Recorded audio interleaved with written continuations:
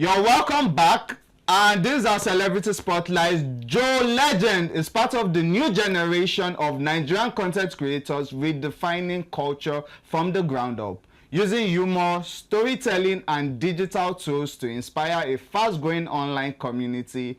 In this conversation, we sat down with the full-time YouTuber to explore how he turned relatable stories into influence and what it means to build a creative brand outside of Lagos. From crafting a unique editing style to staying rooted in his environment, Jolegend opened up about the discipline behind the consistency, the emotional value of underrated videos, and why Nigerian YouTubers are finally stepping into well-earned recognition. It's a story of vision, voice, and the power of staying true to your pace in a fast-moving digital world. Check it out.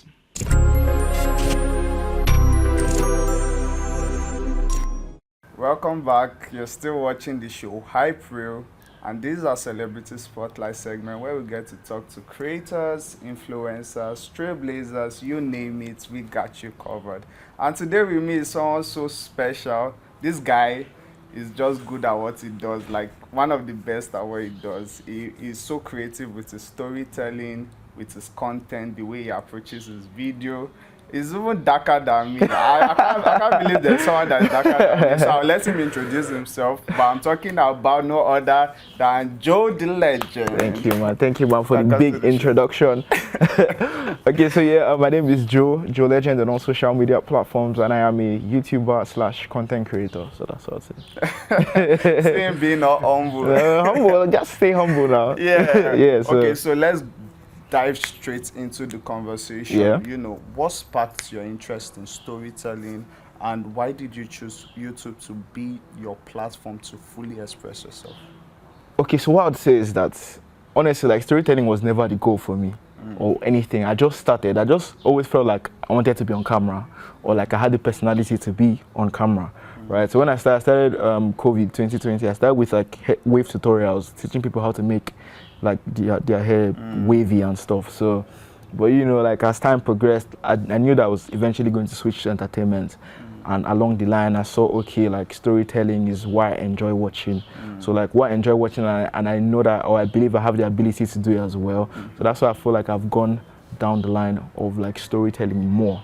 I still do other type of videos, but like I feel like storytelling is what like my audience enjoys the most. So I feel like that's what led me into like storytelling. And why did you choose YouTube to be that platform for? Okay, so if I'm being completely honest, the reason why I chose YouTube was that I know that with YouTube I don't need to wait for brands to give me money before I can earn from making videos, right? Because YouTube, you know, AdSense, you can make money from just people watching your videos, apart from like your video being sponsored. You know, if you're an Instagram or like TikTok creator, you majorly have to like get your money from brands that like want to pay. But on YouTube, you can make a very decent living just from your videos performing well. You get, so like if you get good views, you make decent, good money. So that's why. Okay, so I would say, you know, what you do is so interesting, that the way the storytelling, the creativity that goes behind what you do. What made you, like, when did you realize that, wait, I can actually do this thing full time?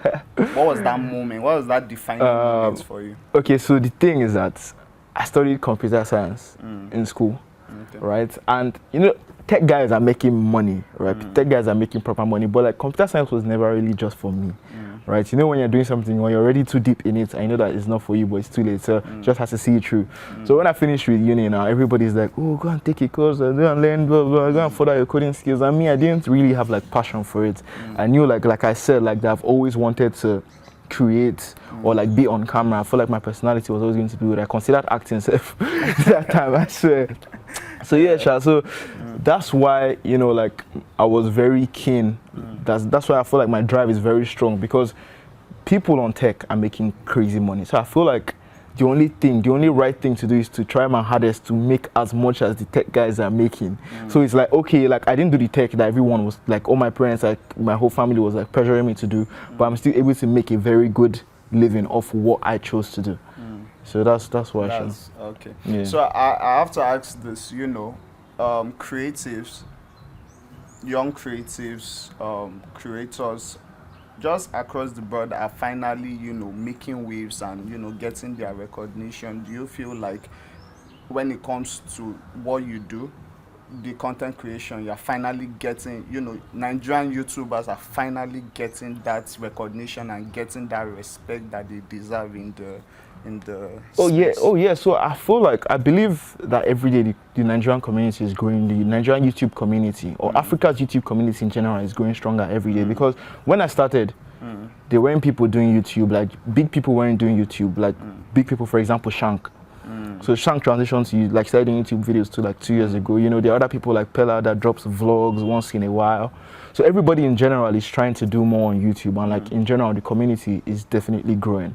So I feel like for me, yes, from when I started to now, even me, like with the type of comments and all those things, like now my videos average more comments, like more people are engaging in type of videos. I feel like YouTube is hard in Nigeria for people to watch, because I even know some of my friends that are like, oh, I like randomly I can just ask you like, oh, how far have you watched the video? And they'll be like, when I get to the office, I'll use the office Wi-Fi. So you know that data thing is a problem, you get, but like, you know, in general, like it's still not bad, you know, like I feel like every day, like the YouTube community and content creation in general in Africa, Nigeria is like growing bigger.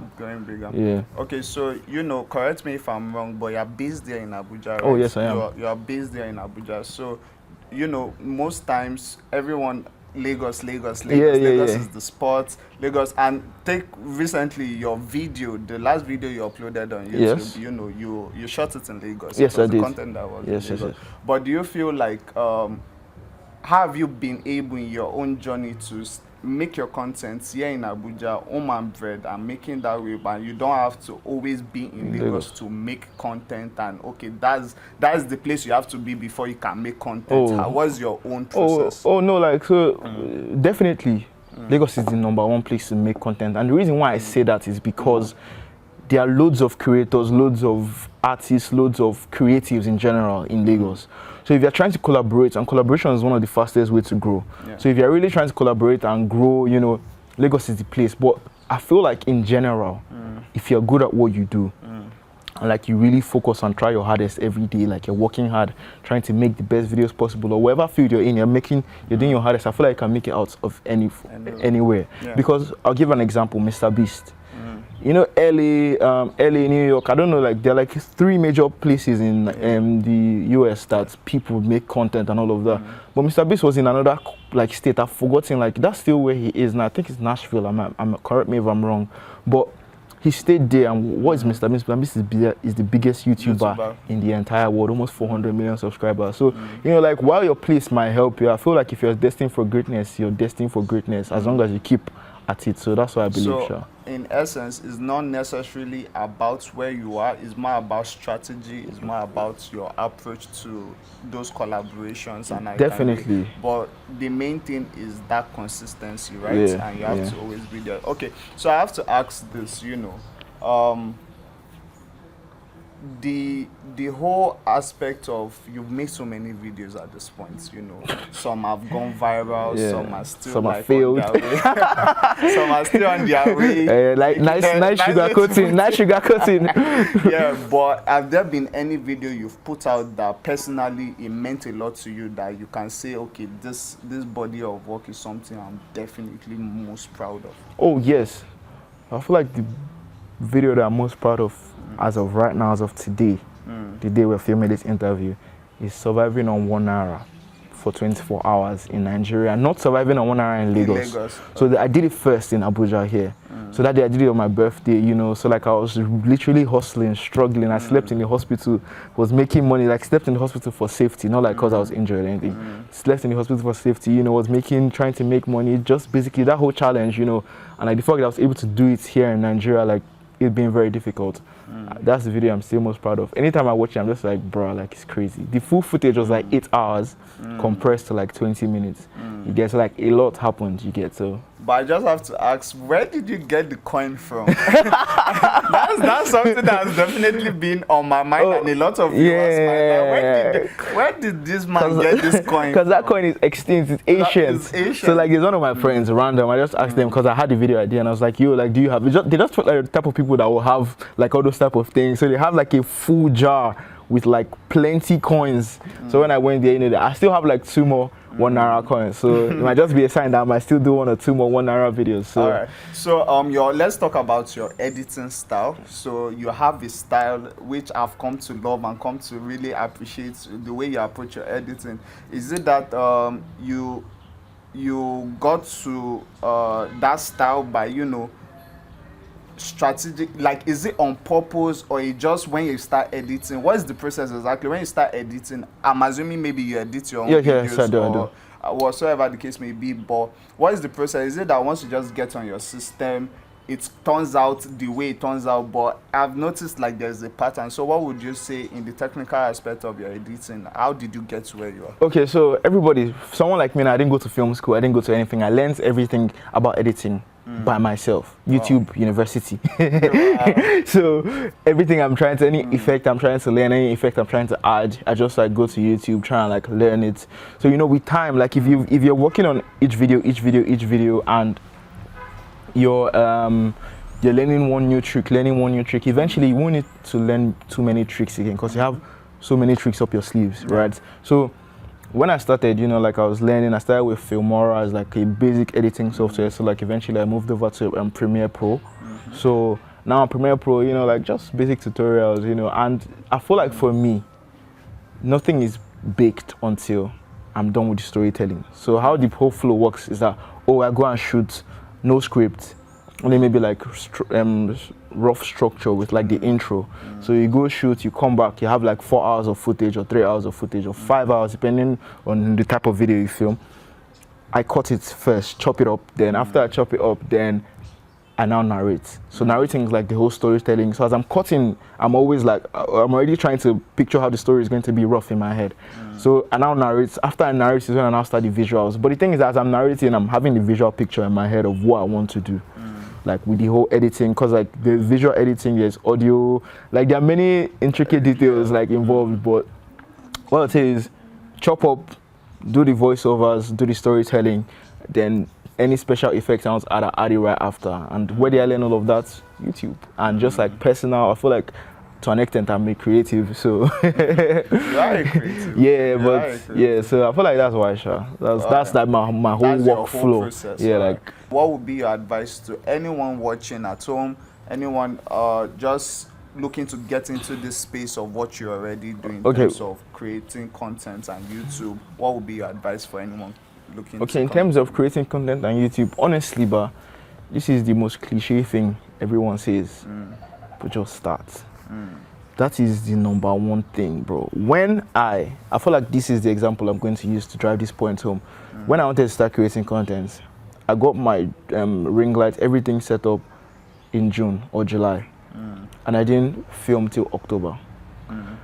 Why? I was just thinking like, that, like it's God that saved me. Do you know how God saved me? Saved me with COVID, because I had COVID, so I couldn't go to work. So I was in quarantine for like 3 weeks in my room, right?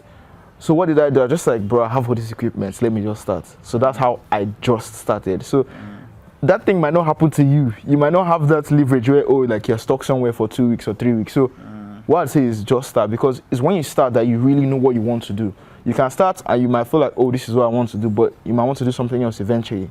See me now starting with YouTube now, but I believe that like I'll do really well on Twitch and streaming as well. So now I found that opportunity, or like that avenue to try and explore. And the only way I would ever find that is if I started. So just start and try your best, try your hardest. Make sure that with every video you're doing, you're trying to get better, you're trying to be more consistent, you're trying to learn a new trick, just trying to make each video better than the last one that you did. I feel like you're primed for success. All right, well, there you have it from the man himself. This will be the size of this interview for the Celebrity Spotlight segment. If you have any shout out to anybody, your team, you can go ahead and big up my family, big up my team. Sage, who else? I don't know, man. My mom, my dad, my brother, my sister. Thank you guys for always supporting me. I'll make you guys proud. Trust me. And there you have it, guys. Joe, big up, man. It was a nice conversation. Yeah, I man. really appreciate it. All right, so that will be all for this interview. Thank you.